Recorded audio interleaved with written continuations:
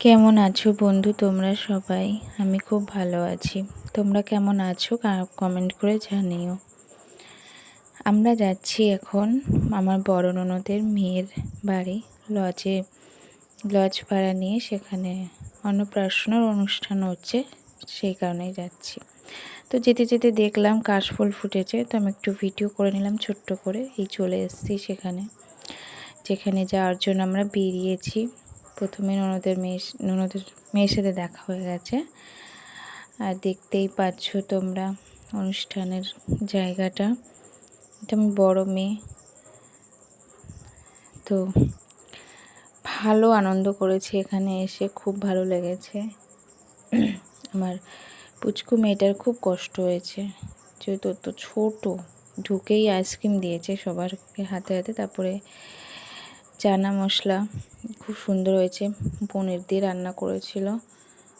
আলু ভাজা আছে, পুঁই শাকের ঘ্যাট, ভাত, ডাল, তার সাথে কাতলা মাছ, ইলিশ মাছের পাতুরিটা তো দারুণ হয়েছে।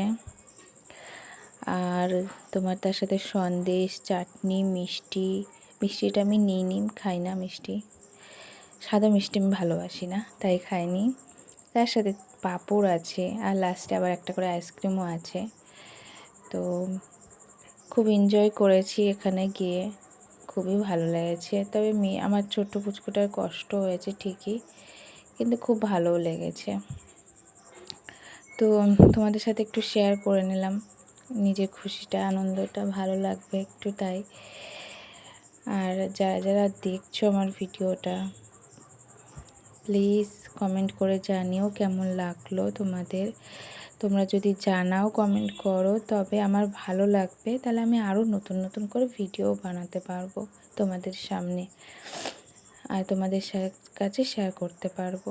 প্লিজ আমাকে একটু সাপোর্ট করো, একটু পাশে থেকো, তাহলে আগামী দিনগুলোতে আমি আরও ভিডিও করতে পারবো, সুন্দর সুন্দর করে তোমাদের সামনে তুলে ধরতে পারবো। আর এই কাজে আমার মন বসবে। কেউ না দেখলে, লাইক কমেন্ট শেয়ার না করলে, সত্যি ভিডিও করলে মন খারাপ লাগে যে কেউই দেখছে না, কেউই পাশে নেই। তো একটা বোনও অনেকে আমার পাশে আছে, খুব অনেক থ্যাংক ইউ তাদের।